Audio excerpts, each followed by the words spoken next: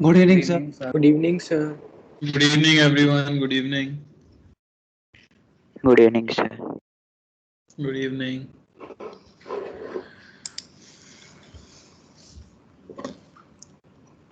Good evening sir. Good evening भाई।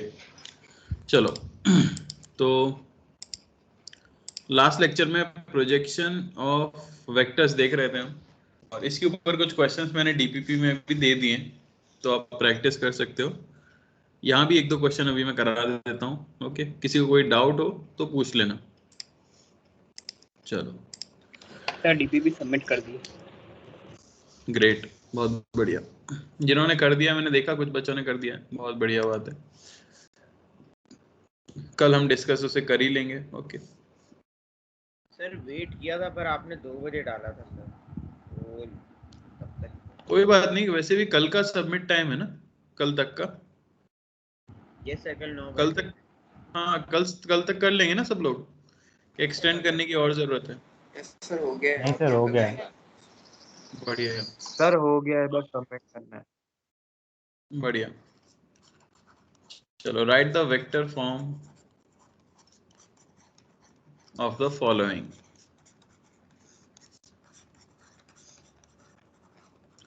तो दो क्वेश्चन मैं कंपोनेंट्स पे और करा देता हूँ। जैसे पहला ये ले लेते हैं।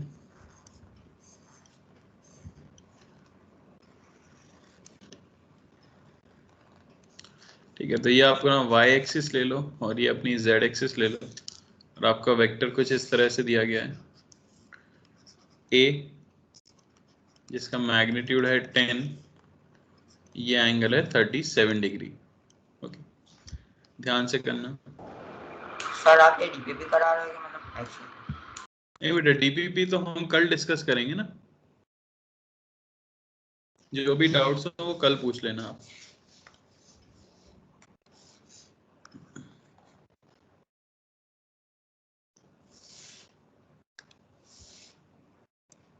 सर सिर्फ पहले क्वेश्चन में डाउट है कि कॉस इनवर्स में आंसर आएगा या फिर नेचुरल में, मतलब जो नॉर्मल है वो। बेटा डायरेक्शन कोसाइन बोला जाए तो आपको कॉस अल्फा की वैल्यू बतानी होती है, और अगर एंगल बोला जाए तो आपको वो कॉस इनवर्स में बताना होता है। ठीक है, ओके सर।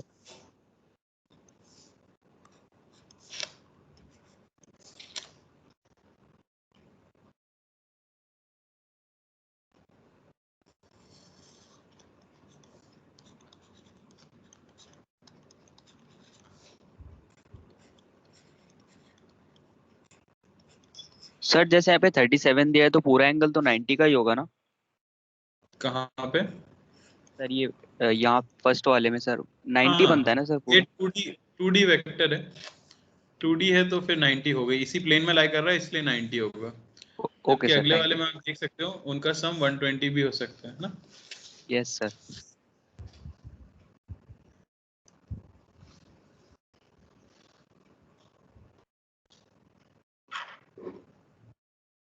सर ये पूछना था कि इस डायग्राम में z माइनस कब होता है एंगल और फिर प्लस कब होता है? बेटा वो 2D में नहीं दिख पाएगा, मैं ड्रॉ नहीं कर पाऊंगा उस चीज को, हाँ है तो ना। सर हमको ये एंगल, हमेशा प्लस ही लेना है। ये एंगल अगर ऑब्ट्यूज हो गया ना 90 डिग्री से ज्यादा, तो सोच के देखो ये वेक्टर स्क्रीन के पीछे चला जाएगा। आपको वो सब सोचना ही नहीं है, आप तो कॉस ले लेना उस पूरे एंगल का, वो अपने आप नेगेटिव आ जाएगा। जैसे मैं बोलूँ ना 120 डिग्री हो जाए जेड एक्सिस के साथ, तो आप तो कॉस 120 लिखना, वो अपने आप नेगेटिव हो जाएगा। Okay sir.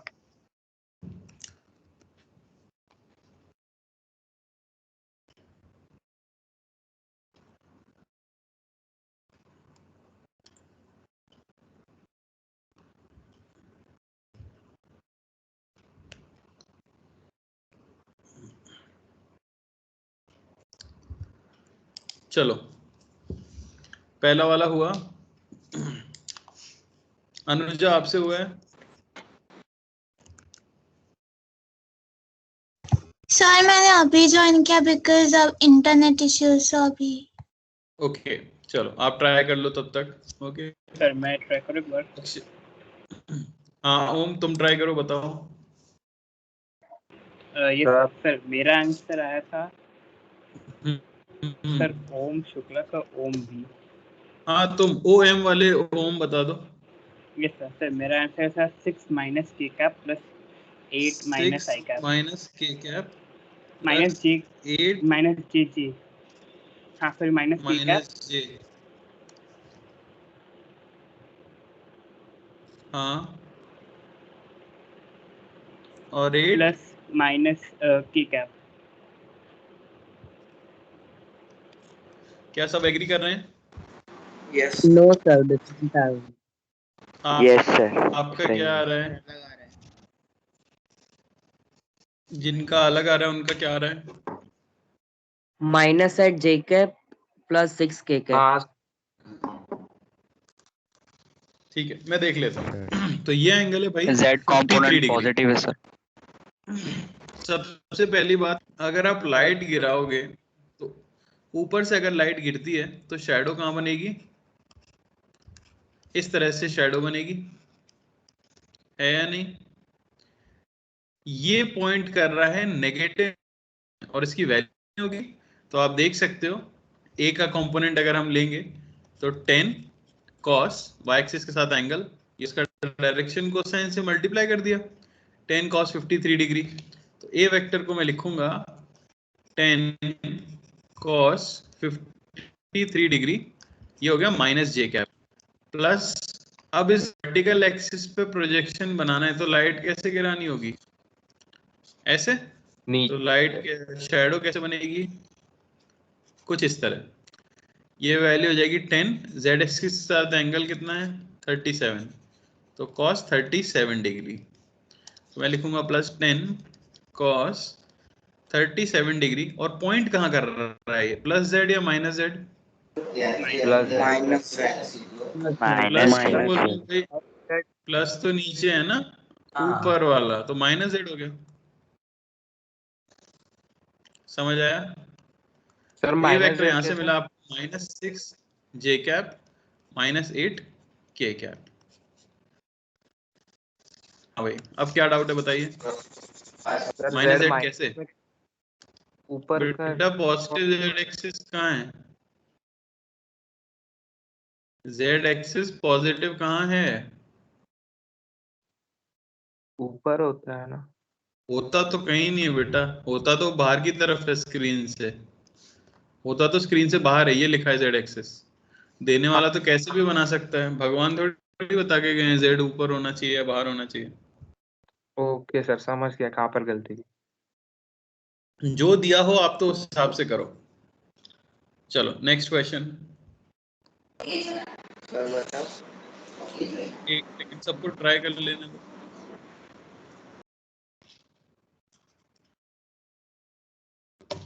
चलो आपका आ गया तो आप बता दो। 5 I cap plus 5 J cap plus 5 by under root 2 K cap. Plus Sorry 5 sir, by 5. हाँ सर करेक्ट। 5 by नहीं सर, sorry 5 into under root 2. 5 into under root 2।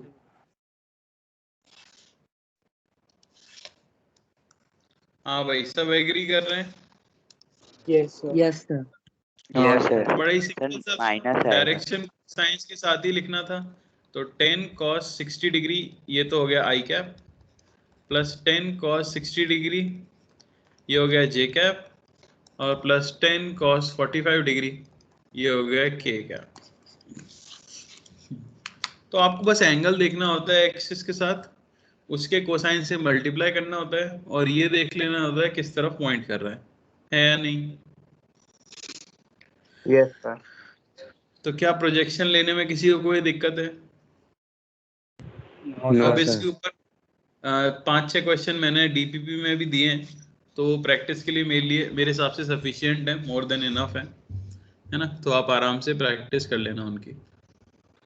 किसी को कोई समस्या है तो पूछे अभी।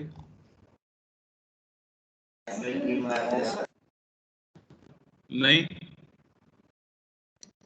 चलो बढ़िया।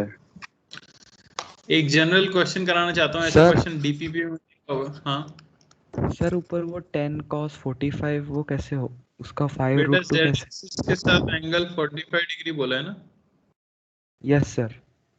तो 10 cos 45 1 by root 2, 10 into 1 by root 2 5 root 2। Yes sir. चलो एक ऐसे क्वेश्चन मैंने डीपीपी में दिया है, देखते हैं कितने लोग कर पा रहे हैं। जैसे find a vector of magnitude, मुझे ऐसा लगता है कई लोग भूल गए होंगे, of magnitude 3 along a vector which is I cap plus j cap minus k cap। तो क्वेश्चन है मुझे 3 मैग्नीट्यूड का एक वेक्टर चाहिए ए वेक्टर की डायरेक्शन में। सर सिंपली मल्टीप्लाई नहीं कर दें? नहीं,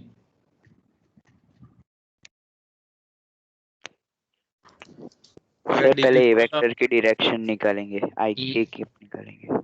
बिल्कुल सही बात है। देखो मान लो आपको वेक्टर लिखना है बी वेक्टर, तो इसका मैग्नीट्यूड तो सिर्फ 3 होना चाहिए और इसकी डायरेक्शन इसके अलॉन्ग होनी चाहिए। तो क्योंकि आपको पता है कि ए वेक्टर ये है आई कैप प्लस जे कैप माइनस के कैप, इसकी डायरेक्शन कौन बताएगा? डायरेक्शन अगर आप देखो तो इसकी डायरेक्शन बताता है यूनिट वेक्टर, याद आ रहा है? Yes sir.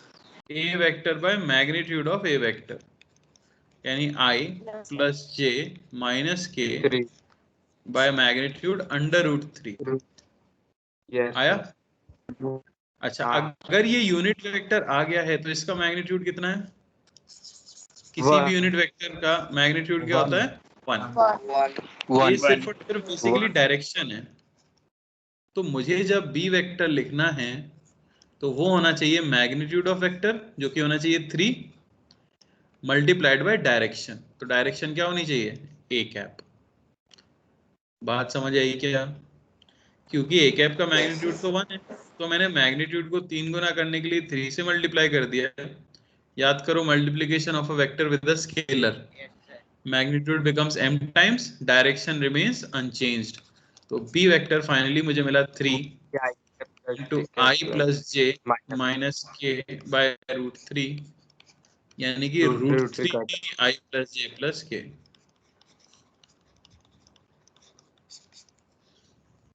समझ आई बात?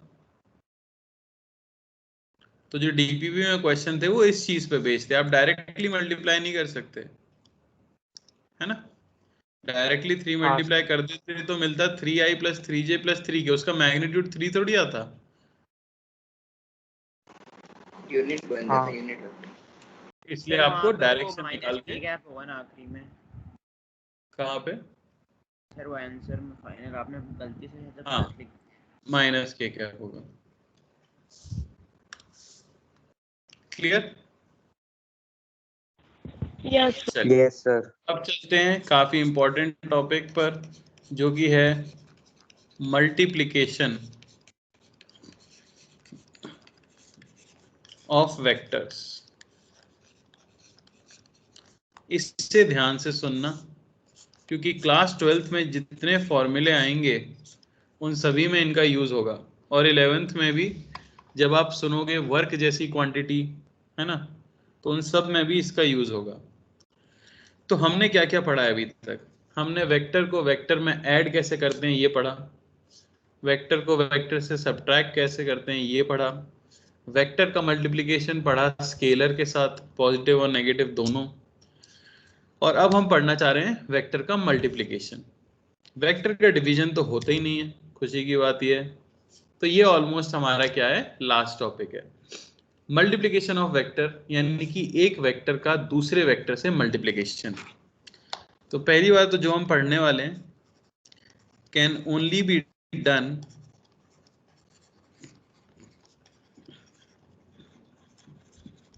Between 2 vectors. तो 2 वेक्टर्स के बीच में ही मल्टीप्लिकेशन हो सकता है। अब जैसा मल्टीप्लिकेशन आपने बचपन में सीखा था वैसा नहीं होता, यहाँ पे 2 टाइप्स के होते हैं। पहले टाइप का मल्टीप्लिकेशन कहलाता है डॉट प्रोडक्ट, या इसका दूसरा नाम होता है स्केलर प्रोडक्ट। और दूसरे टाइप का मल्टीप्लिकेशन होता है क्रॉस प्रोडक्ट, या इसका दूसरा नाम होता है वेक्टर प्रोडक्ट। ये दोनों ही टाइप ऑफ मल्टीप्लिकेशन हैं जो कि दो वेक्टर्स के बीच में होते हैं, और डिपेंडिंग ऑन हमसे क्या क्वेश्चन में पूछा गया है हम इनका यूज करते हैं। दोनों का प्रैक्टिकल एप्लीकेशन है, फिजिक्स के फॉर्मूलों में दोनों का यूज होता है, इसलिए हमको ये दोनों मेथड्स पढ़ने हैं। सबको नाम क्लियर है? Yes sir. आइए पहला शुरू करते हैं, डॉट प्रोडक्ट या स्केलर प्रोडक्ट। सबसे पहली चीज जो इसके बारे में याद रखनी है, जो कि बच्चे भूलना शुरू कर देते हैं पता नहीं क्यों, और शुरुआत में ही भूलते हैं, 11th में 12th में तो याद रह जाता है, वो ये है कि इसका नाम स्केलर प्रोडक्ट क्यों है। क्यों? क्योंकि final result is a scalar quantity. अब याद करो, वेक्टर को वेक्टर में ऐड करो तो हमेशा वेक्टर मिलता है, वेक्टर को वेक्टर से सब्ट्रैक्ट करो तो हमेशा वेक्टर ही मिलता है, पर वेक्टर को वेक्टर से मल्टीप्लाई अगर किया और डॉट प्रोडक्ट के जरिए किया तो फाइनल रिजल्ट हमेशा स्केलर मिलता है।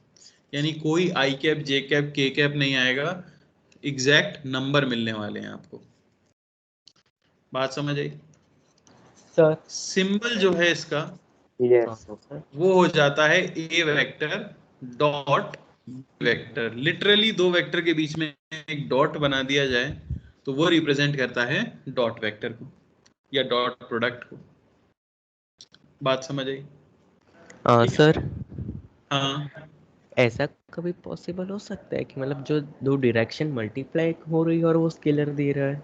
बेटा डायरेक्शन मल्टीप्लाई नहीं होगी, अभी देखोगे आप इसका मीनिंग क्या है, वही मैं आपको बताना चाह रहा था।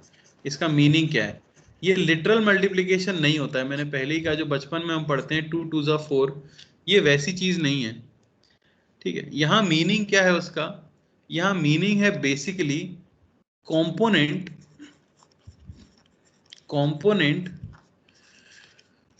Of one vector on another. अगर आप एक वेक्टर का कंपोनेंट किसी दूसरे वेक्टर पे लेना चाहते हो, देखो अभी तक मैंने आपको कंपोनेंट लेना सिखाया। आप किसी भी वेक्टर का कंपोनेंट जो ले रहे थे, वो एक तो एक्स एक्सिस पे ले रहे थे, वाई एक्सिस पे ले रहे थे और जेड एक्सिस पे ले रहे थे। ये सिर्फ तीन ही तरह की चीजें हमने सीखी। पर मान लो एक जनरल कोई ए वेक्टर है स्पेस में और एक कोई जनरल वेक्टर है बी स्पेस में, और मैं आपसे पूछूं कि अगर इस ए के ऊपर लाइट गिराई जाए तो बी के ऊपर जो शैडो बनेगी उसकी लेंथ कितनी होगी, तो वो हम पता करते हैं किससे? डॉट प्रोडक्ट से। बात समझ आई? तो दो वेक्टर्स का डॉट प्रोडक्ट करने का मीनिंग क्या हुआ? उसका मीनिंग हुआ इन दोनों का कंपोनेंट लेना। अब मुझे बताइए, कंपोनेंट जो आपको मिलता था वो एक स्केलर क्वांटिटी मिलती थी या वेक्टर क्वांटिटी मिलती थी? जैसे मैं बोलूं कि एक्स एक्सिस पे कंपोनेंट कितना है, तो आप बोलते थे एक्स एक्सिस पे कंपोनेंट 3 आ रहा है, 4 आ रहा है, 5 आ रहा है, कहते थे कि नहीं? इस तरह की, है ना? तो ये इसका मीनिंग हो जाता है। तो मैथमेटिकली इसके लिए फॉर्मूला क्या बना वो देखते हैं। तो मान लो आपके पास एक ये वेक्टर है ए वेक्टर, और एक आपके पास ये वेक्टर है बी वेक्टर, और इनके बीच का एंगल क्या है? थीटा। तो a vector dot B vector को डिफाइन किया गया है, it is magnitude of a magnitude of b into cos theta. तो अगर आप ध्यान से देखो तो मैग्नीट्यूड ऑफ ए एक स्केलर क्वांटिटी है, मैग्नीट्यूड ऑफ बी एक स्केलर क्वांटिटी है, और कॉस थीटा तो एक स्केलर है ही। यहाँ theta is angle between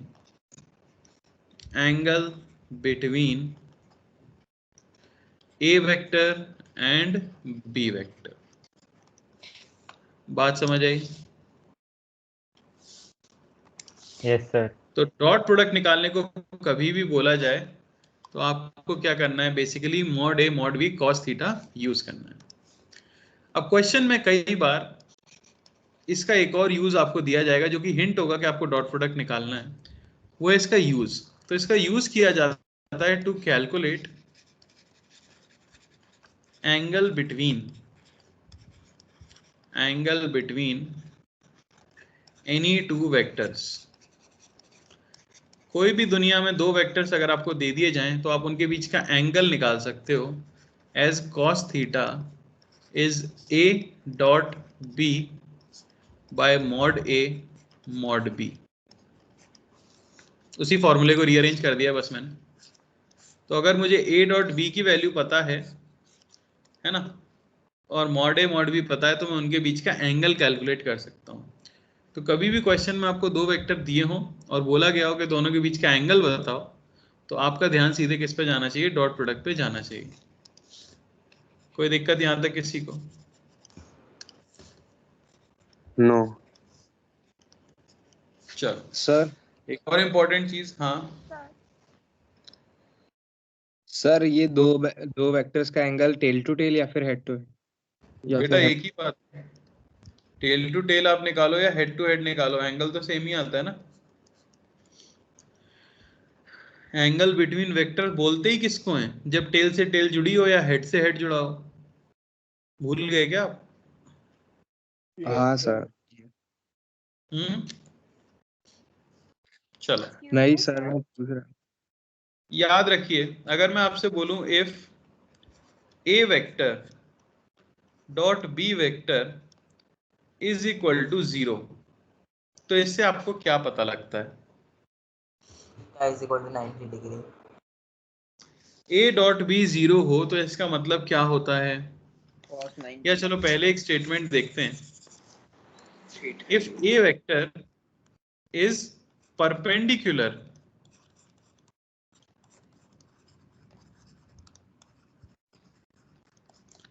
to b vector, then a vector dot b vector must be 0। क्या ये स्टेटमेंट ट्रू है या फॉल्स है? ट्रू है सर, क्योंकि cos 90 की वैल्यू 0 होती है। परफेक्ट, क्योंकि आपको पता है परपेंडिकुलर यानी कि cos 90 डिग्री ये तो 0 होगा, तो स्केलर प्रोडक्ट का आंसर क्या आ जाएगा? 0। सिमिलरली मैं अगर बोलूं if a vector dot b vector is equal to 0, then a vector must be perpendicular to b vector। Is this statement true or false? True. True sir. बताइए। True है sir.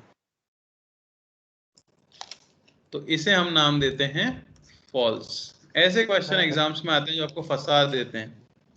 क्यों? क्योंकि a और b can be null vectors. अगर a और B में से कोई एक नल वेक्टर हो गया, ए और बी में से किसी एक का मैग्नीट्यूड 0 हो गया और भले बीच का एंगल 0 नहीं है, तो भी क्या होगा? 0 आएगा। क्या आ जाएगा ना? लेकिन क्या डिनोमिनेटर पे तो मतलब ये हो जाएगा ना 0। तो स्टेटमेंट होना चाहिए if a dot b is 0 and magnitude of a comma magnitude of b is not equal to 0, then a vector must be perpendicular to b vector. अब ये स्टेटमेंट पूरी तरह से क्या रहेगा भाई? ट्रू रहेगा। बात समझ आई? Yes sir. क्लियर है? तो इन्हें याद रखें। सर हाँ सर नोट का सेकंड पॉइंट समझ नहीं आया। सेकंड पॉइंट बेटा, किसी एक का मैग्नीट्यूड अगर 0 हो जाए तो तीनों का मल्टीप्लिकेशन 0 आ जाएगा कि नहीं? हाँ सर। लेकिन अगर तीनों का मल्टीप्लिकेशन 0 होगा तो फिर वो ए या बी का मैग्नीट्यूड भी तो 0 होगा, तो वो एग्जिस्ट ही नहीं करेगा ना। ऐसे नहीं होता बेटा, यहाँ आपने मस्ट बोल दिया, यानी कि आप श्योर हो कि बीच का एंगल 90 डिग्री है। अगर एग्जिस्ट ही नहीं करेगा तो आपने कैसे बोल दिया कि एंगल 90 डिग्री है? तो भी स्टेटमेंट गलत है। बात समझ आई? आपने यहाँ लिख दिया है कि a must be perpendicular to b, अगर उनमें से कोई एक जीरो वेक्टर हो गया तो हाउ डू यू नो कि वो परपेंडिकुलर होंगे?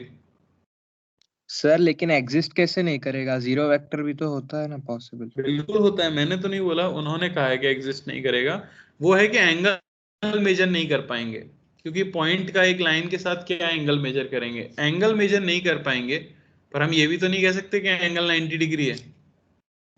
आप पढ़ो, देखो मैं आपको पूरे कोर्स के दौरान ट्रू फॉल्स में बहुत फंसाऊंगा और आपका मैक्सिमम टाइम गलत ही होगा, और उसका कारण होता है क्योंकि एग्जाम में भी ऐसे ही क्वेश्चन आते हैं, इसलिए आपको क्वेश्चन को बहुत केयरफुली पढ़ना होगा। लैंग्वेज को पढ़ो, लैंग्वेज में बोला है if a dot b is zero, अगर ए डॉट बी जीरो है then a must be perpendicular to b. तो उनके कहने का मतलब है ए मस्ट बी का मतलब हो गया एकमात्र कारण ए डॉट बी के जीरो होने का ये है कि ए बी के परपेंडिकुलर है। क्या स्टेटमेंट सही है? नहीं, उन्हें क्वेश्चन में स्पेसिफाई करना पड़ेगा कि, अब देखो थर्ड स्टेटमेंट पढ़ते हैं आप, अगर ए डॉट बी जीरो है और ए और बी का मैग्नीट्यूड जीरो नहीं है तो फिर ए को बी के परपेंडिकुलर ही होना पड़ेगा, तभी जीरो हो सकता है। बात समझ गए? तो लैंग्वेजेस में काफी फंसते हैं, वही हमें सीखना है कि लैंग्वेज कभी भी ट्रू फॉल्स दिया जाए तो उससे अच्छे से एनालाइज करो। समझ आया? कोई doubt? No sir. Sir JEE में ट्रू फॉल्स भी आता है? No sir. हाँ बेटा, which of the following statement is correct, multiple choice के अंदर चारों ऑप्शन भी सही हो सकते हैं, एक सही हो सकता है, तीन सही हो सकते हैं, दो सही हो सकते हैं, एक भी मिस किया तो आपको जीरो मिलता है, या नेगेटिव में भी मिल जाते हैं मार्क्स। ओके, इसलिए यही तो कंसेप्चुअल स्ट्रॉन्ग करते हैं। Find the value of following,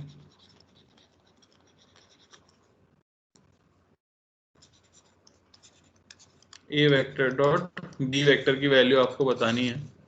पहला क्वेश्चन, सरलता 4 37 डिग्री, कोई बोलेगा नहीं प्लीज।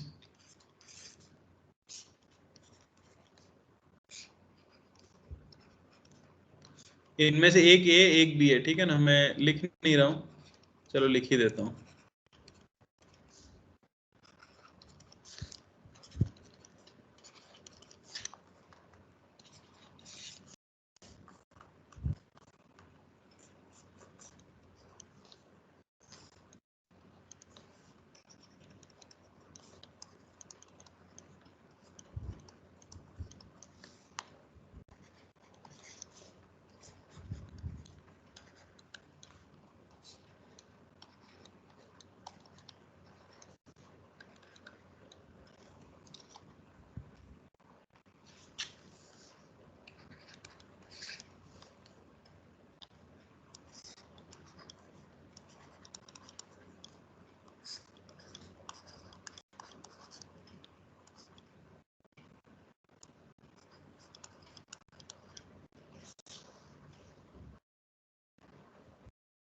बहुत ही इजी। थर्ड डायग्राम सही, थर्ड डायग्राम सही है क्या, कंफर्म कर। बेटा, डायग्राम तो सारे ही सही होते हैं, ओके आपको रीअरेंज करना हो थोड़ा सकता है। स्क्रॉल ऊपर करो ना। सर वो वो सेकंड का सेकंड दूसरा का बी वेक्टर नहीं नहीं दिख रहा है। हाँ। हाँ। बेटा सबका बी 4 है, सबका ए 3 है। ओके, साथ साथ करते जाना, पहले क्वेश्चन छापने मत बैठ जाना, तुरंत आंसर लिखते जाओ। फॉर्मूला आपको पता है, magnitude of a magnitude of B cos theta, बच्चा बच्चा कर सकता है, कुछ खास बात नहीं है। सर बोल रहे हैं आंसर। मैं पूछूंगा एक एक करके, थोड़ा पता लगता रहे लोग क्लास में है भी या नहीं।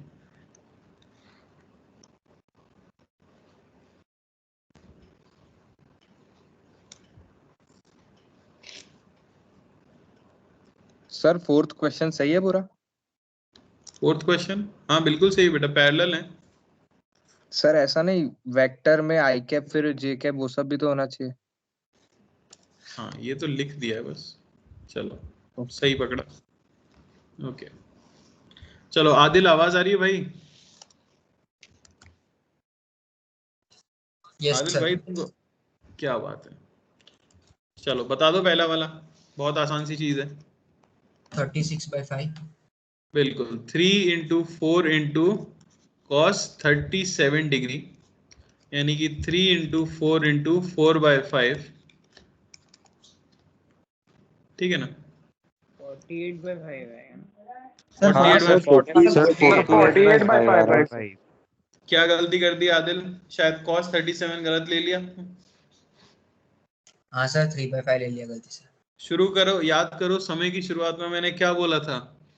हाँ कई सर। बच्चों को वैल्यू याद नहीं हो पाती, आप क्यों कर रहे हो ऐसा, माना भी तो करो। बस एक वैल्यू की वजह से गलत कर दिया कि नहीं, चलो हाँ कोई सर। बात नहीं, नेक्स्ट टाइम याद रखना। Okay Ayush, question number 2। Sir -4 3 into 4 into cos 120 degree, 120 sir यानी -6 होगा। 4 इंटू -6 होगा। -6 होगा। क्या हो गया भाई, जिससे पूछ रहा हूँ उसका ही गलत क्यों हो रहा है? सर मैं बोलूं नेक्स्ट? नहीं सर, किया यही है सर, मैं पता नहीं दूसरे क्वेश्चन का आंसर लिख दिया नीचे वाले का, शायद से कहीं और से देख। चलो ध्यान दो, AUM वाले ओम जी आप बताइए थर्ड का। 6√3 6√3, जनता एग्री कर रही है क्या? माइनस नहीं होगा? -6√3 माइनस बोलता जा रहा है भाई। साइन को कैसे होगा? नहीं सर, वो सेकंड क्वाड्रेंट सबसे पहली बात, दोनों के बीच का एंगल कितना है? 30 डिग्री। बिल्कुल सही। माइनस जो 150 लेंगे उनका गलत होगा बेटा, टेल से टेल कनेक्शन होना जरूरी है, या हेड से हेड होना जरूरी है, हेड वो से नहीं टेल देखा। नहीं हो सकता, ठीक है ना? तो 3 इंटू 4 इंटू √3/2, यानी कि 6√3, बिल्कुल सही आंसर बोला था। अरे समझ आई क्या बात? हाँ मैंने पहले ही कहा था, हाँ, angle between the vectors is angle when they are connected tail to tail और हेड टू हेड, याद रखना था। चलो आस्था बता दो, A.B। थोड़ा नीचे करेंगे। हाँ एक सेकेंड, आस्था जी आपको आवाज आ रही है? Yes sir. बता डालो आंसर, उसमें क्या है, बहुत बेसिक्स, अपना कॉमन सेंस यूज करो, हो जाएगा। क्या लग रहा है, दोनों कैसे हैं, पैरेलल? Yes sir. बीच का एंगल क्या है बताइए, फॉर्मूला बताइए पहले तो। A.B का फॉर्मूला क्या हो जाता है? A into B into cos into theta. Cos, कितना एंगल होगा दोनों के बीच में? दो पैरेलल वेक्टर्स के बीच का एंगल क्या होता है? 0 समझ आया? हमने बहुत Yes, sir. पहले देखा था, आपको डाउट क्लियर होना चाहिए आपका। तो ये कितना हो गया? 12। कोई दिक्कत? No sir. सर बहुत बढ़िया। हाँ सर, तो इससे जनरलाइज कर सकते हैं ना कि अगर दो वेक्टर्स पैरेलल है तो vector A.B is equals to mod A into B। बिल्कुल बिल्कुल कर सकते हैं। चलिए अगला, अतीक लास्ट क्वेश्चन बता दो।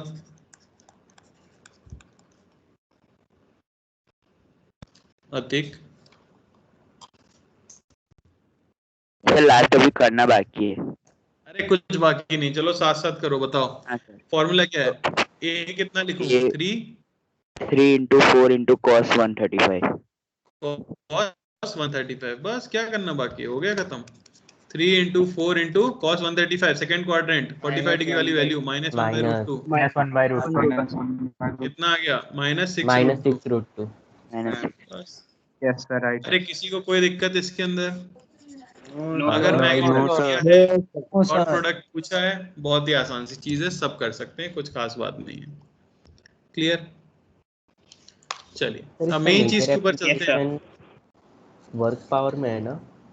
हाँ बिल्कुल, इसका एप्लीकेशन आएगा, बाकी क्लास 12th में बहुत आएगा। Dot product in vector form, ये तो हो गया अगर मैग्नीट्यूड दिया था, पर मान लो कि क्वेश्चन कुछ ऐसे आए, मैं आपको बोलूं a vector is a1 i cap plus a2 j cap plus a3 k cap and b vector is b1 i cap plus b2 j cap plus b3 k cap.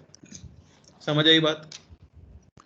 अब मैं क्या करूंगा, मैं मॉड ए तो निकाल सकता हूं, मैं मॉड बी भी निकाल सकता हूं, पर मैं बीच का एंगल नहीं जानता, तो मैं mod a mod B cos theta वाला फॉर्मूला तो नहीं लगा सकता।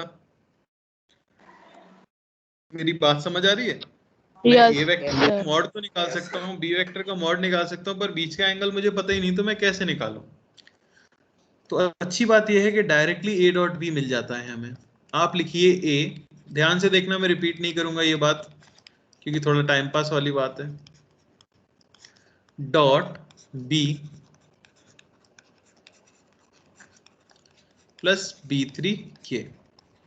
अब मैं एक एक एलिमेंट को मल्टीप्लाई करूंगा। जरा पहले एलिमेंट को पहले एलिमेंट से मल्टीप्लाई करें तो आपको मिलेगा a1 b1। स्केलर को तो ऐसे ही मल्टीप्लाई करते थे। और वेक्टर क्या है? आई कैप डॉट आई कैप, क्योंकि वेक्टर्स का क्या होता है? Dot product. ध्यान से समझो, मैंने पहले एलिमेंट को पहले एलिमेंट से मल्टीप्लाई किया, स्केलर को स्केलर से किया a1 b1, वेक्टर को वेक्टर से किया i डॉट आई, प्लस पहले एलिमेंट को दूसरे से करो a1 b2 i dot j, plus a1 b3 i dot k। अरे समझ आया क्या?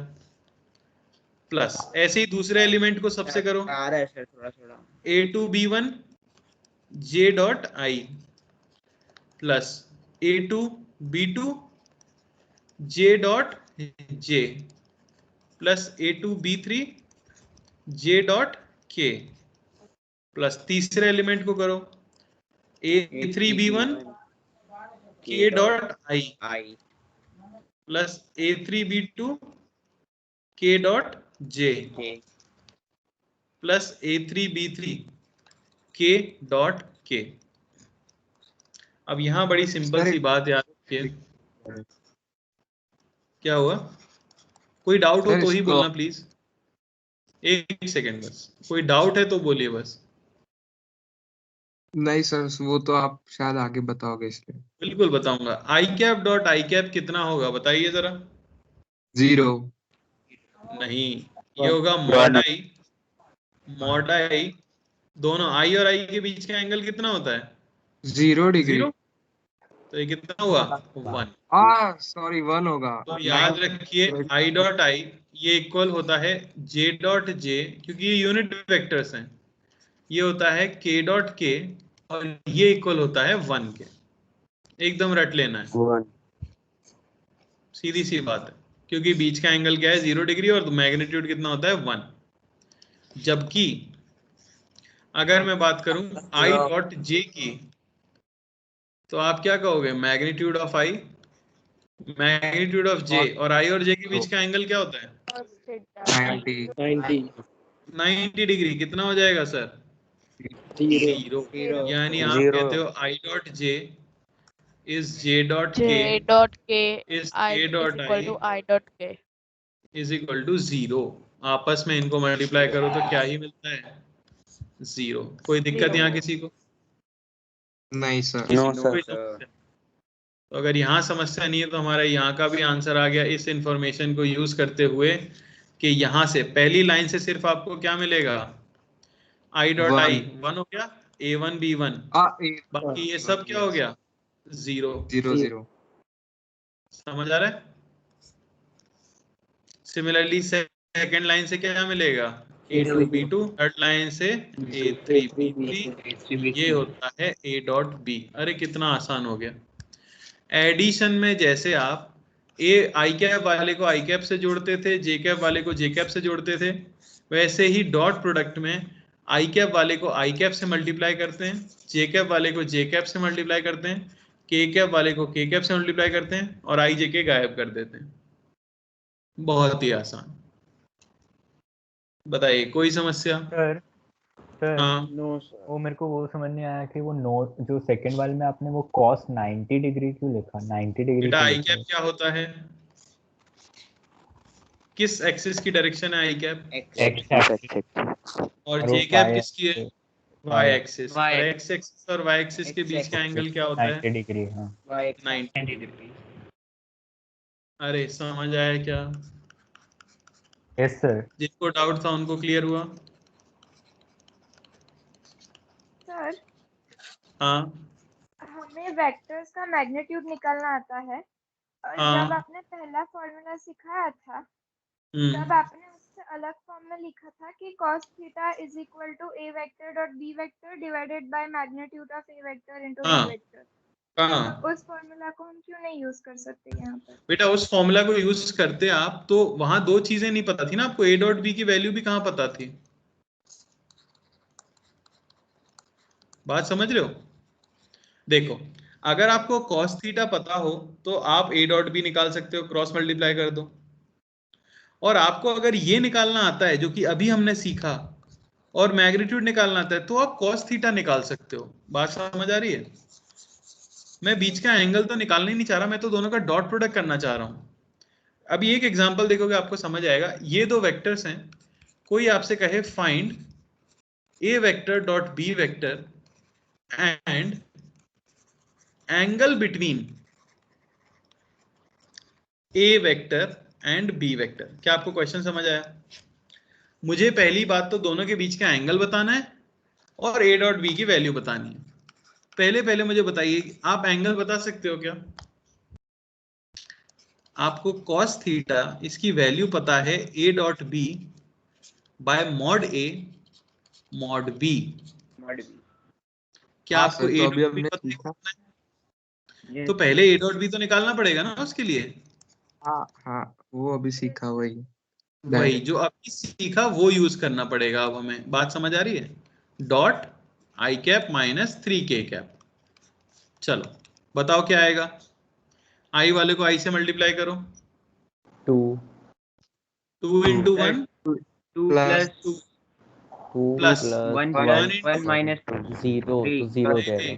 1 into 0 zero 1 plus 0 1 into 0 and 0 plus 5 2 plus 3 minus 1 plus into minus 3 plus 3 plus 3 plus plus 3 3 I back 2 under 3 5 answer. Mod a कितना होगा? Under root of 2 square plus 1 under root square of plus 6 square under root of 6। Mod b कितना होगा? Under root of 1 square plus 3 square under root 10। उठा के यहाँ रख देंगे। cos theta is 5 upon under root 6 under root 10। ठीक है ना? तो थीटा आपको सीधा मिल गया cos inverse 5 by under root 60। बात समझ आई बेटा? तो a डॉट बी निकाल कर उससे cos थीटा निकाल सकते हैं। जिन्होंने डाउट पूछा तो उनको क्लियर हुआ और बाकी लोगों को एग्जांपल समझ आया। डॉट प्रोडक्ट निकालना बड़ा ही आसान है। Yes sir. yes sir चलो क्वेश्चन करा देता हूं मैं ताकि कॉन्फिडेंस आ जाए। Find A vector dot B vector. A B दूसरा A B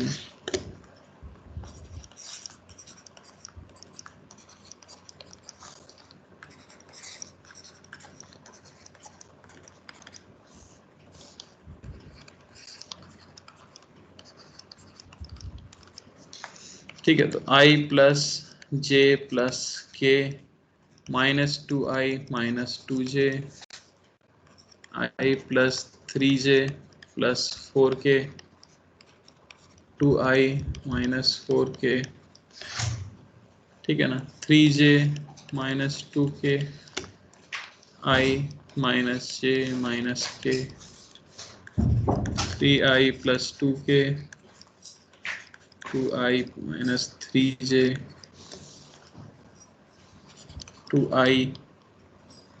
2i plus j minus 4k। कोई आंसर मत बोलना, मैं पूछ लूंगा।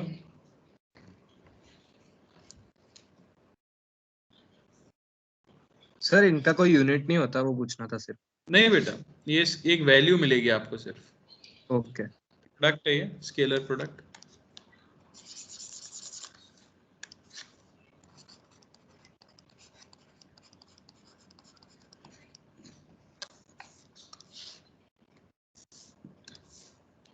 सर बस a dot B A vector a dot B vector निकालना है ना? हाँ, a डॉट b की वैल्यू बतानी है बस। सर वो नेगेटिव आ सकते हैं ना? बिल्कुल आ सकती, बिल्कुल आ सकती है। नेगेटिव, पॉजिटिव, फ्रैक्शनल, कुछ भी आ सकती है। सर हो गया। बहुत बढ़िया।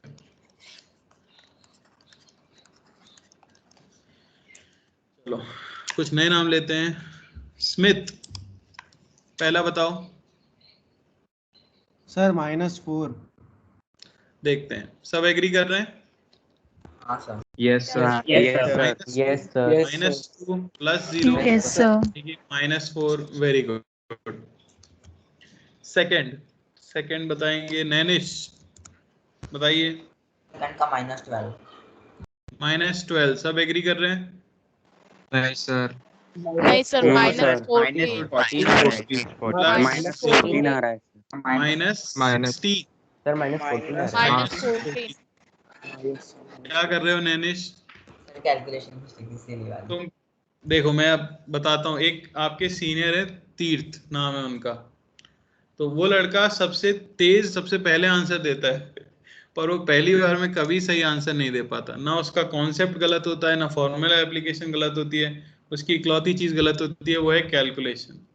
क्लास 12th में है वो, समझ रहे हो ना? और ये चीज चले आ रही है, तो इसके ऊपर काम करो। जिसके भी, मैं एक ही को नहीं बोल रहा, मैं सबको बोल रहा हूँ, जिसकी भी कैलकुलेशन मिस्टेक्स होती हैं, हम इन पे अभी ध्यान नहीं देते, पर एग्जाम में बहुत दुख होता है जब आपको कॉन्सेप्ट आता हो, आपको एप्लीकेशन आता हो, और सिर्फ कैलकुलेशन की वजह से आपका आंसर गलत हो जाए। ठीक है, तो उसकी प्रैक्टिस करो थोड़ी सी। हाँ सर अभी आपने वो एग्जांपल समझाया था ना, तो उसमें जब a vector into B vector का वो लिख रहे थे ना आप, तो उसमें मेरा थोड़ा नेटवर्क इशू हुआ था, तो आप एक और बार वो समझा सकते हो मेरे को? बेटा उसको छोड़ दो, आप भूल जाओ। आप ये याद रखो, डॉट प्रोडक्ट के लिए आई कैप वाले को आई कैप से मल्टीप्लाई करते हैं, जे कैप वाले को जे कैप से, और के कैप वाले को के कैप से। वहां सिर्फ कहानी लिखाई गई है। याद आपको ये रखना है सीधे सीधे से कि आई का डॉट प्रोडक्ट आई के साथ, जे का जे के साथ, के का के साथ 1 आता है, क्योंकि इनका आपस में एंगल 0 डिग्री होता है। जबकि आई कैप का जे कैप से अगर मैं डॉट प्रोडक्ट करूं, यानी एक्स एक्सिस और वाई एक्सिस दोनों के बीच का एंगल कितना होता है? 90 डिग्री। तो ऑब्वियसली आई डॉट जे वाली टर्म क्या होनी चाहिए? 0। तो वेक्टर फॉर्म में कभी भी मल्टीप्लाई करना है तो आई कैप वाली टर्म आई कैप से मल्टीप्लाई होगी, जे कैप वाली जे कैप से, के कैप वाली के कैप से। जरा आप ही मुझे थर्ड वाले का आंसर बताओ जरा। मुझे ए डॉट बी निकालना है, सिर्फ कोएफिशिएंट को मल्टीप्लाई करो। पहले वाले ए में आई कैप का कोएफिशिएंट कितना है?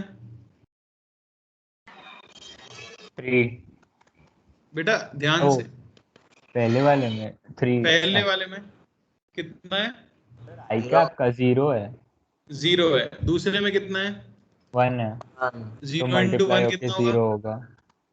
0 हो गया। प्लस जे कैप का इसमें कितना है? 3। इसमें कितना है? -1।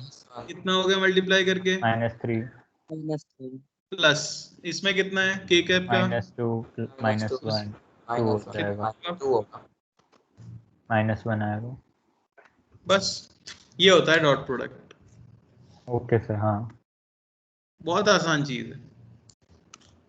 ठीक है, आगे बढ़ते हैं। महक, आप बताओ अगले का। Yes sir. बोलो क्या आ रहा है? हेलो, हाँ महक, आंसर आया आपका? Hello sir, am I audible? हाँ यस, आंसर क्या है आपका? Yes sir, 6। बिल्कुल, एग्री कर रहे हैं सब? Yes sir. इसके पास जे नहीं है, इसके पास के नहीं है, तो 0 + 0 यानी कि 6 ही आने वाला है। और फाइनली फिफ्थ क्वेश्चन ध्रुव, आंसर दे दो। तो आप 4 देख सकते आएगा। हो i डॉट आई 4, बाकी तो है ही नहीं j और k। 4। समझ आया क्या? तो डॉट प्रोडक्ट Yes, निकालना sir. कोई बड़ी बात नहीं है, और बीच का एंगल निकालना भी कौन सी बड़ी बात है? एंगल निकालना भी आसान है कि नहीं? बस फॉर्मूले में पुट करना है। यस सर, आसान है सर। चलो हाँ हाँ सर, हमने जब पहले स्केलर क्वांटिटी की डेफिनेशन लिखी थी तो उसमें आया था कि उसमें NU होता है, फिजिकल क्वांटिटी और यूनिट। तो फिर इसका किसकी? स्केलर क्वांटिटी की डेफिनेशन होती है NU, तो फिर इसका यूनिट क्यों नहीं है कोई? मैंने नहीं लिखा ये भी भाई, ये डेफिनेशन सर ये काफी फैंसी लग रही है। इतनी फैंसी डेफिनेशन तो मैं लिखाते ही नहीं कभी। NU सर लेकिन ये टेक्स्ट बुक में वही था। तुम्हारी टेक्स्ट बुक में वही है। हाँ तो बोलो अब क्या समस्या है? सर NU मतलब फिजिकल क्वांटिटी इनटू यूनिट, तो फिर ठीक है, स्केलर क्वांटिटी का यूनिट भी होना चाहिए। इसका यूनिट नहीं है तो फिर ये बिल्कुल। स्केलर क्वांटिटी कैसे? क्या बात है, ऐसा बोला गया है आपको?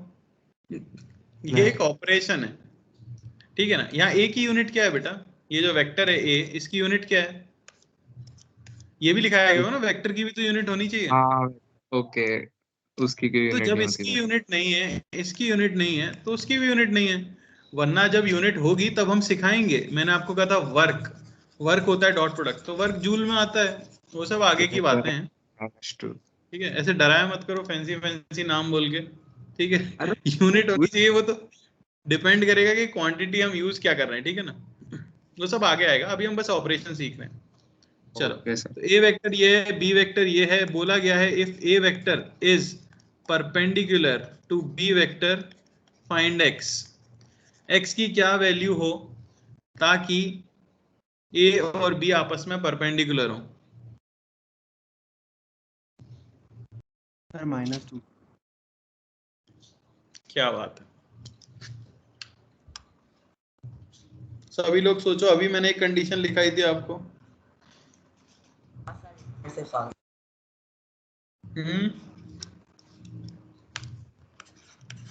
तो परपेंडिकुलर वेक्टर्स के लिए ए वेक्टर डॉट बी वेक्टर वही क्या हो जाता है? 0। यानी एक्स आई प्लस 2j माइनस 4k का dot product 2i minus 4j minus 3k ये होना चाहिए 0। तो x वाले को x से मल्टीप्लाई करो तो 2x minus 8 plus 12 is equal to 0।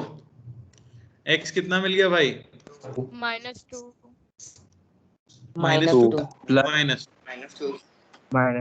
Sir -2। कोई दिक्कत किसी को? No sir. साधारण सा। No sir. सर हाँ सर आपकी स्क्रीन नहीं दिख रही है। किस किस को नहीं दिख रही है? सर दिख तो रही है। दिख रही है सर। सर दिख रही है। सर दिख रही है। बेटा अगर सिर्फ आपको नहीं दिख रही तो समस्या आपकी तरफ से होगी। एक बार रिजॉइन करने की कोशिश करो। Okay sir. है ना, चलो।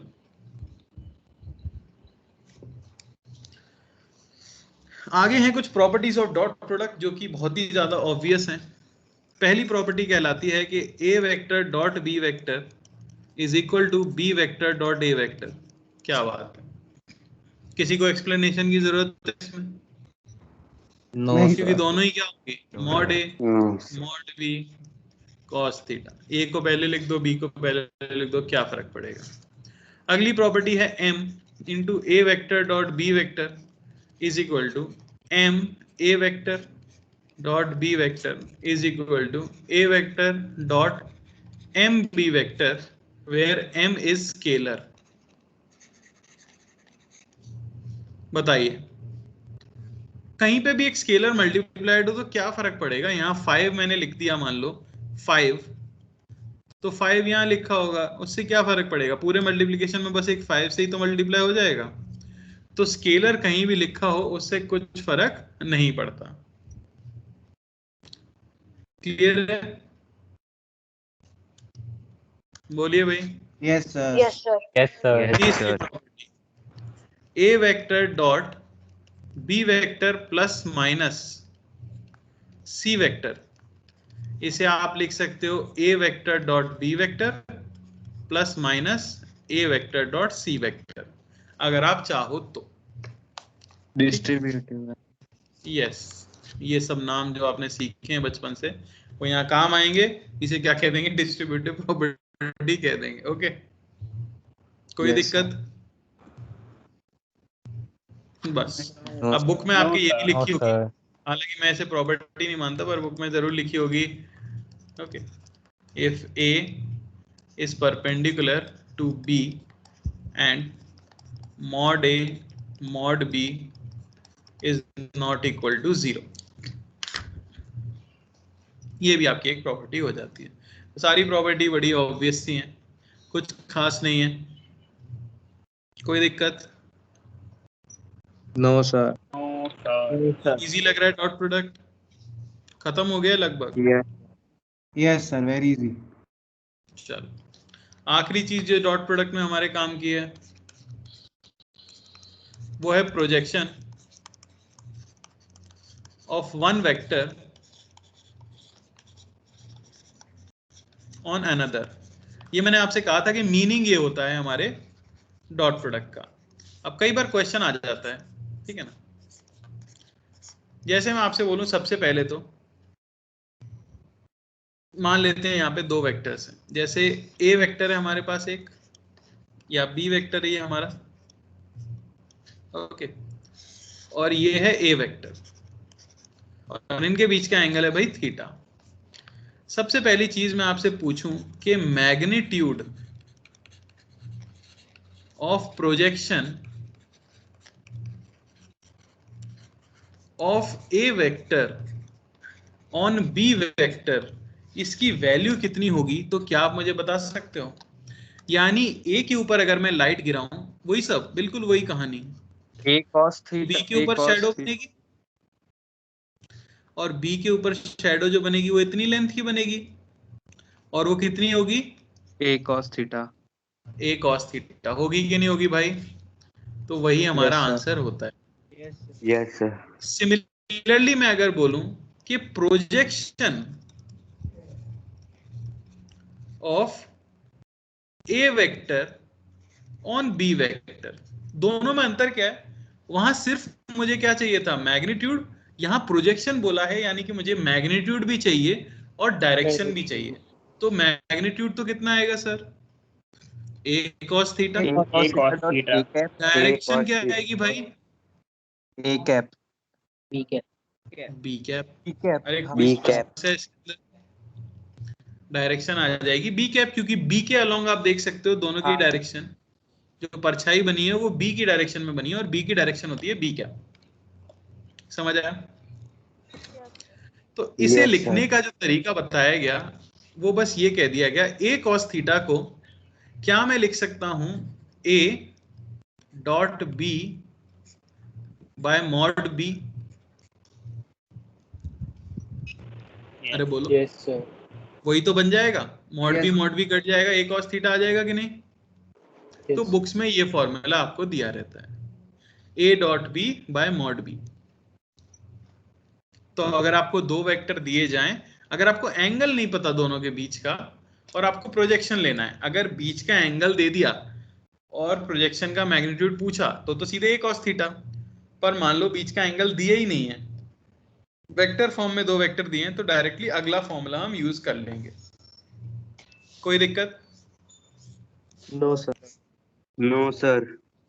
डायरेक्शन के साथ करना है मुझे, तो क्या मैं इसे लिख सकता हूं? A vector dot B vector by mod b vector into b cap, ये आ जाएगा प्रोजेक्शन। बस मैंने मैग्नीट्यूड को दूसरे तरीके से लिख दिया है। क्लियर हुआ क्या? अभी लिख सकते हैं ना, a vector upon b magnitude of A vector, तो फिर बी कैप ही होगा, तो बी कैप स्क्वायर। क्या कह रहे हो? और इसको A vector B cap square भी लिख सकते हैं ना, क्योंकि B vector upon B vector का मैग्नीट्यूड तो बी कैप ही होता है। हाँ, बी कैप का स्क्वायर लिख सकते हो, वो सब पर ये स्टैंडर्ड फॉर्मूला में बता रहा हूँ। तो याद क्या रखना है, जैसे मैं बोलूं component of B vector on A vector, B का ए पे पूछूं तो तो याद रखना a डॉट b तो आता ही है, जिसके ऊपर लेते हैं उसका मॉड नीचे आता है और उसी का कैप आता है। समझ आया?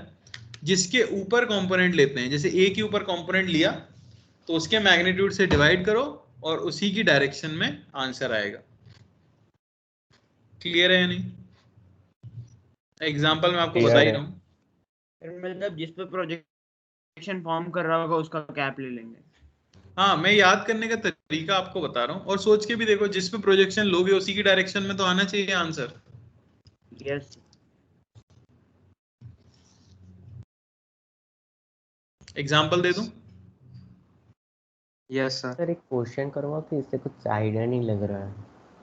कराएंगे ना बेटा, आज तक छोड़ा है कि बिना क्वेश्चन कराए?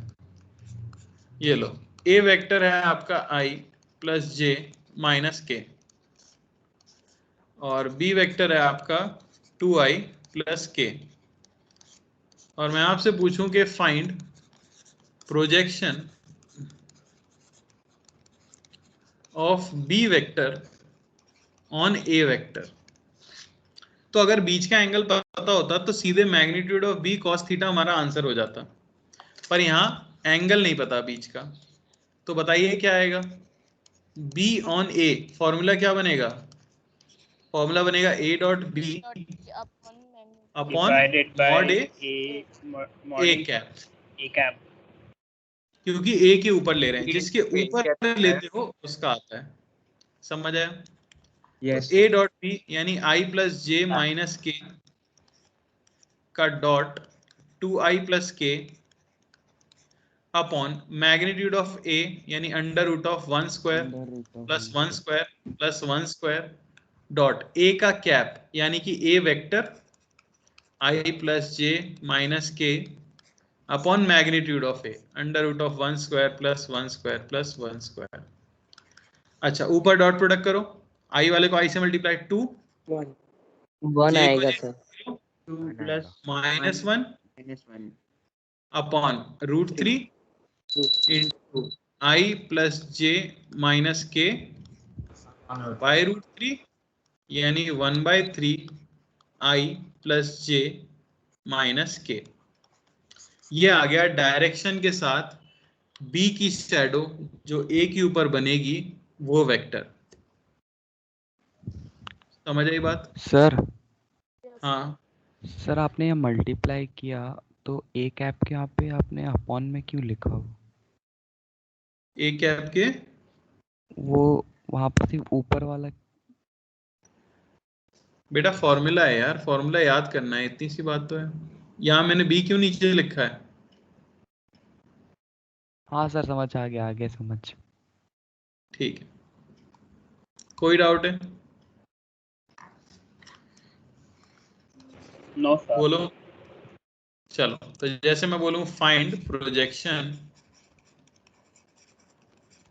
Of A vector on B vector, answer मत बोलना कोई, ठीक है ना?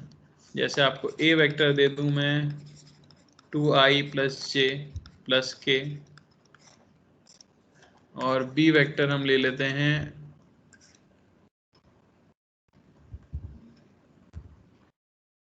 i minus 2j minus 2k।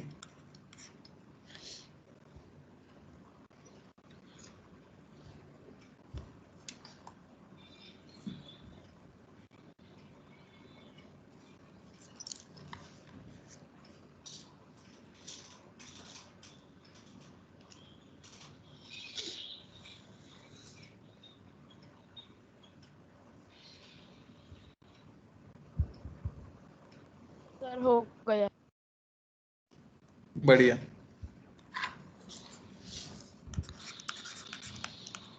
हो गया। क्या आंसर है? -2/9 i cap -2/9 into i cap -2 j cap -2 k cap -2k cap. हाँ ओके, सबसे पहले फॉर्मूला आपका बना होगा a डॉट बी, और b के ऊपर ले रहे हैं तो मॉड b नीचे और b कैप यहाँ पर। बस फिर तो बच्चों का खेल था। a डॉट बी की वैल्यू 2 -2 -2, ये a डॉट बी हो गया।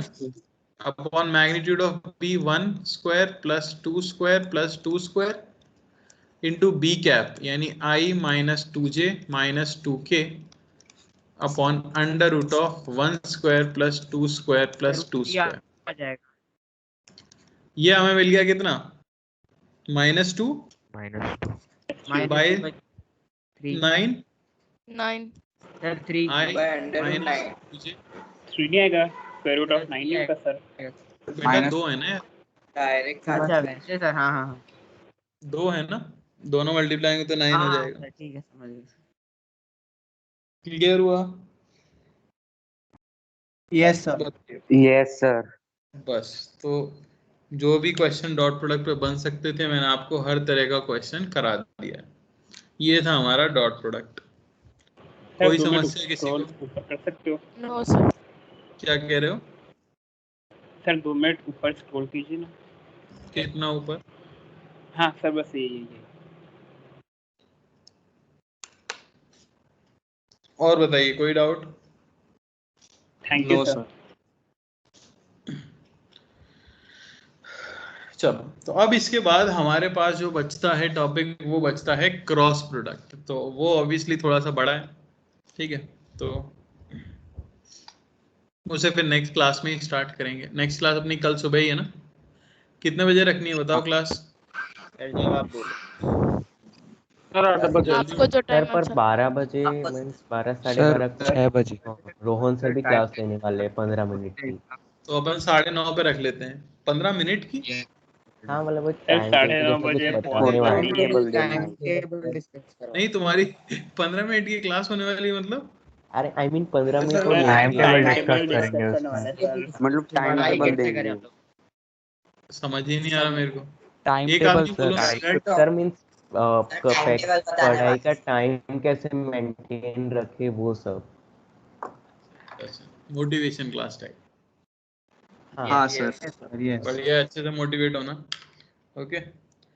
और पापा मम्मी के साथ है क्या कह रहे हो? सर, पेरेंट्स के साथ है सर। ओह, जरूरी नहीं है ना सर। कितने लोगों की है? सबकी? सबकी है सर, सबकी। यस ऐसा सर सब डिस्कस करेंगे इसलिए बोला पेरेंट्स को बिठाना ऐसा। अच्छा सर हाँ, कंपल्सरी नहीं है लेकिन मैंडेटरी। कोई कुछ कह रहा था क्या? सर हमारी क्लास कितने बजे होगी? अपन 9:30 पे कर लेंगे फिर। उठ जाना, एक दिन सर जल्दी थोड़ा उठ लेट सकते हो हो। सकता है। ओके अरे सर। उठ जाओ बेटा, बालक सो के क्या मिलेगा सर जीवन उठना में? नहीं है सर, उठना नहीं है। तो सोना है, क्या करना है? सर सोना नहीं है तो क्या सर, करना है? क्लास है इसीलिए। वो दूसरी क्लास है कोई? हाँ कहाँ? मेरा जो ट्यूशन क्लासेस होता है ना वो है ट्यूशन?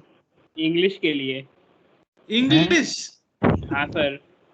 अरे यार ऐसा मत करो भाई, सर सही में। तुम तो मेरी बिल्कुल ही खत्म कर दे रहे हो वैल्यू। अब तुम इंग्लिश के ट्यूशन के लिए सर नहीं, आईआईटी मेरा जेईई इंग्लिश फिजिक्स की क्लास छोड़ दोगे? नहीं सर। समझ रहा हूँ मैं, लेकिन फिर और बेटा बात यह है कि जो अपने 12th वाले बच्चे हैं उनकी क्लास है मेरी 11:15 से, और फिर आपकी रोहन सर की क्लास है 12 बजे से। तो फिर या हम तो लोग कंफर्टेबल हैं सर। सर हमको चलेगा। तुम्हारी कितने से कितने होती है क्लास, ये बताओ? सर मेरी होती है 9:30 to 11। सर 8 बजे क्लास ले लो ना। सर 6 बजे ले लो। 8 बजे ले लो। हाँ सर चलेगा। एक बजे ले प्रॉब्लम लो, नहीं। रात को 3 बजे ले लूँ, है ना? भाई सर को भी सोना आता है। सर अभी कंटिन्यू कर दो चलेगा। अरे नहीं सर अभी मालिक, पढ़ा सकते 9:30 8 बजे तो भयंकर सर जल्दी चलेगा हो जाए। 9:30 में मैं आपसे बात कर सर लूंगा। 9:30 रखो। सर 9 बजे सर कंफर्म। 9 बजे की रखो ना। हाँ सुनो ना मेरे भाई, सर एक दिन 9:30 इंग्लिश की रखो ना। रिकॉर्डिंग देख लेना ना। रिकॉर्डिंग देते होंगे ना हाँ सर? सर मैं मैम से बात कर लूंगा। अरे एक दिन की बात है बस, हम तो ऐसा करते भी नहीं है। बस एक दिन वो अपना मिस हो गया ना, बस इसलिए, बस लाइट चली गई थी तो, वरना तो अपना शेड्यूल हाँ पे ही सर। चलेगा। ठीक है, बस एक दिन के लिए एडजस्ट कर लो। 9:30 फिर तो मैं मैम डाल से दूंगा बात टाइम कर टेबल लूंगा। अभी आपकी ग्रुप में भी। Okay yes sir. Sir. Okay okay okay sir. Sir. Okay sir. Sir हाँ बोलो। सर थोड़ा स्क्रॉल कीजिए ना डाउन। Down, okay. हाँ क्या कॉपी सर करना है? सर और भी और स्क्रीनशॉट। बस सर। सर हाँ सर वेक्टर्स में अभी वेक्टर कंपोनेंट बचता नहीं है। वेक्टर कंपोनेंट हाँ वेक्टर कंपोनेंट होता है ना क्या शायद। होता है बेटा, बताओ। सर टेक्स्ट बुक में था, यही जो प्रोजेक्शन है ना उसका थोड़ा सा छोटा सा पार्ट। बेटा ले लिया वेक्टर कंपोनेंट, ये वेक्टर में ही तो आंसर आया है आपका। हाँ सर लेकिन उसमें बी कैप का स्क्वायर नहीं होता ना। किसका स्क्वायर नहीं होता? बी कैप का मतलब जो भी लास्ट में जो बच रहा है उसका स्क्वायर नहीं होता, इसमें स्क्वायर होता है। बेटा जो कुछ भी है यही है, इसके अलावा जो टेक्स्ट बुक में है वो कुछ बहुत धांसू चीज है, मुझे वो उसका आइडिया नहीं है, समझ रहे हो? या तो मुझे वो फॉरवर्ड कर दो आप, ठीक है, क्योंकि ये तो सदियों से यही चल रहा है। 2011 में मेरा इंट्रोडक्शन हुआ था वेक्टर से, जब मैं कोटा गया था, तब से यही चल रहा है इसका, तो उसमें ओके सर बदलाव आया नहीं है। सर ओके, तो मुझे बता देना, भेज दो एक बार स्क्रीनशॉट में, देख लूंगा क्या दिया है उन्होंने। मे भी कुछ और टर्म होगी, कुछ और मतलब होगा उसका। प्रोजेक्शन का मीनिंग तो यही होता है, प्रोजेक्शन हम ऐसे ही लेते हैं। वेक्टर कंपोनेंट इस साइड होता है वही है, बस आपने नाम अलग दिया है थोड़ा सा। हाँ तो वो नाम का थोड़ा देखो गड़बड़ रहेगी हमेशा, क्योंकि ये थोड़ा, जब आप, मैं जैसे पढ़ा जहाँ कोटा से पढ़ा हूँ, तो वहाँ स्कूल को बिल्कुल भाव ही नहीं देते, तो स्कूल का कुछ टर्मिनोलॉजी यूज ही नहीं करते टीचर वगैरह ज्यादा। मैं पूरी कोशिश तो कर रहा हूँ, पर धीरे धीरे आ जाएगा वो। ओके, जब भी आपसे प्रोजेक्शन बोलते हैं तो ऐसे निकाल देना। बोलो। सर हम 12th में भी यही सब पढ़ेंगे कि कुछ और डिटेल में पढ़ेंगे? ये तो अभी फिजिक्स शुरू ही कहाँ हुई है सर, ये तो मतलब जब हम मैथ्स है, 12th में जाएंगे तो वेक्टर्स जब आएगा तो और डिटेल में आएगा मतलब? बहुत डिटेल में आएगा। ये सब कुछ जो मैंने पढ़ाया है ये सब बेसिक्स है, इसको काफी डिटेल में जाएंगे तो वो चैप्टर बन जाएंगे मैथ्स के। अभी तो ये सर हमारे फिजिक्स नाम की चीजें। हाँ सर मैंने आपको डाउट भेजे थे। सर वो मल्टीप्लाई। हेलो हाँ बोलो। सर मैंने आपको 2 डाउट्स भेजे थे, आपने चेक ठीक है बेटा, मैं देख लूंगा, आपने आज ही भेजा होगा शायद। हाँ आज ही भेजे। ठीक है, मैं देख लूंगा, आज तो क्लास ही चलती रही और मैं जरा पेरेंट्स को भी कॉल कर रहा था, तो इस वजह से। सर हाँ सर जो मल्टीप्लिकेशन ऑफ वेक्टर्स वाला जो टॉपिक है सर, हाँ जो हमने अभी पढ़ा सर, उसमें वो जो 2 नाम आपने लिखवाए थे सर, वो मेरे नाम छूट गए। स्क्रॉल अप कर सकते हैं? बेटा ये पीडीएफ आपको मिलता है ना, तो आप लोग उसे खोलते भी नहीं हो क्या कभी? ये पूरा जो मैंने आपको पढ़ाया है ये विद इन 1 मिनट में आपके ग्रुप में डाल दूंगा, आप सबको पता है ना ये? हाँ सर। Yes sir. तो उसे खोल के देख लोगे ना आप, कुछ मिस हो गया मतलब ये क्या है परेशान? पूरा तो आपको मिलेगा ही ये सब, इसलिए तो मैं इतना ढंग से लिखता हूँ, वरना तो मैं कचरे में लिख दूं एकदम। नाम थे बेटा स्केलर प्रोडक्ट और वेक्टर प्रोडक्ट। अभी हमने स्केलर प्रोडक्ट पढ़ा है, डॉट प्रोडक्ट, यही कह रहे थे ना तुम? सर क्यों भाई? ना मुझे पीना है। अरे कहाँ गए? हाँ सर। यही था ना नाम? हाँ सर। लिख लो स्केलर प्रोडक्ट, दूसरा वेक्टर प्रोडक्ट, क्रॉस प्रोडक्ट, ठीक है? कल 9:30 AM को ही लेंगे ना हम class?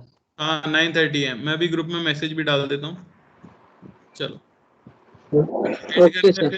Thank you sir. Bye bye everyone, sir, thank you thank you sir, bye sir. Bye sir.